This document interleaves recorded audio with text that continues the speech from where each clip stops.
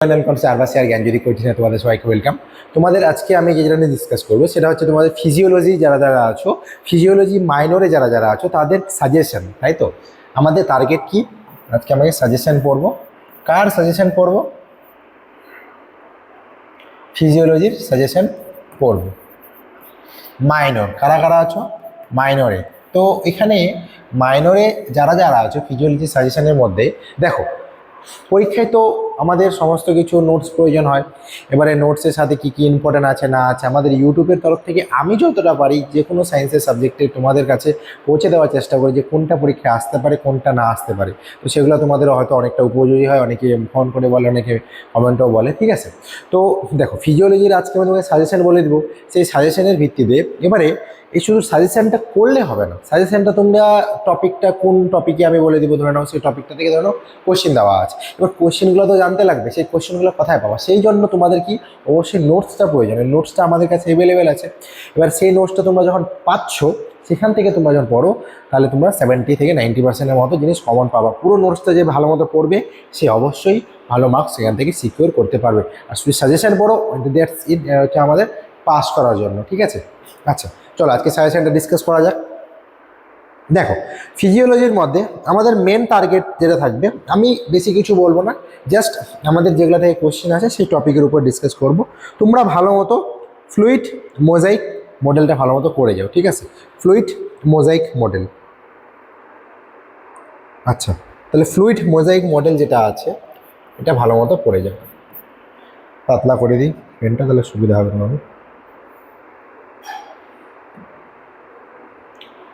Fluid mosaic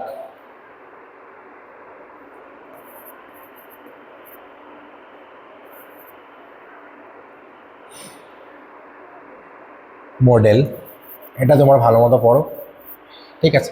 next তোমরা এখান থেকে পড়বে সেটা হচ্ছে, যেটা আরেকটা ইম্পর্টেন্ট জিনিস, সেটা এখান থেকে পড়বে। সেটা কি পড়তে হবে তোমাদের এখান থেকে? তোমাদের এখান থেকে আরেকটা জিনিস পড়তে হবে, সেটা হচ্ছে কি, active and passive transport. Active and passive যে আছে তার ট্রান্সপোর্টটা কিন্তু তোমাকে পড়তে হবে। আচ্ছা, তাহলে এখান থেকে আমাদের এটা পড়বো। আচ্ছা, তারপরে নেক্সট কি করবো আমাদের এখানে?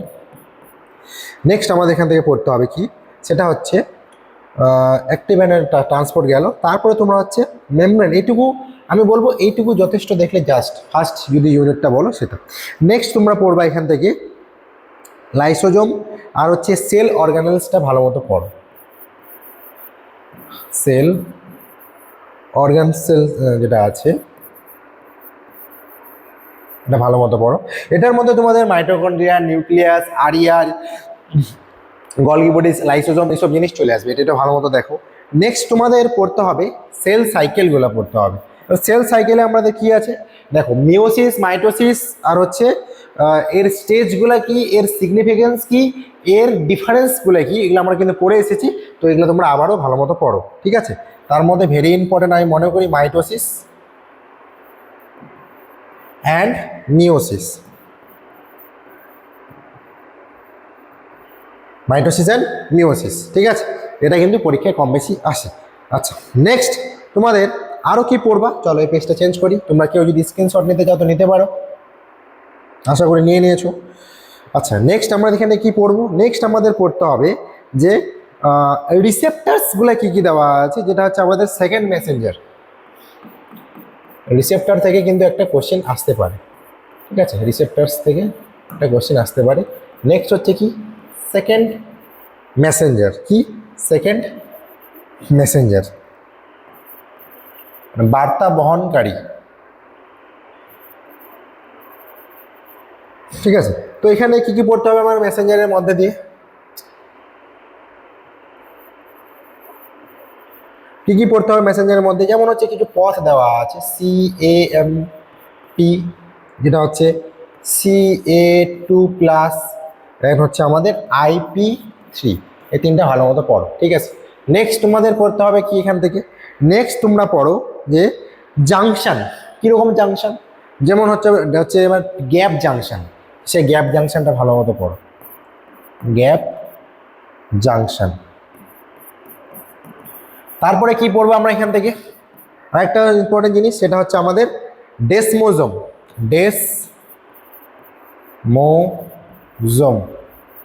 ডেসমোজোমটা ভালো মতো পড়বো। আচ্ছা, নেক্সট তোমাদের কি পড়তে হবে, তারপরে হচ্ছে তোমাদের কিন্তু টিস্যুটার মধ্যে কি কি পড়বা দেখো।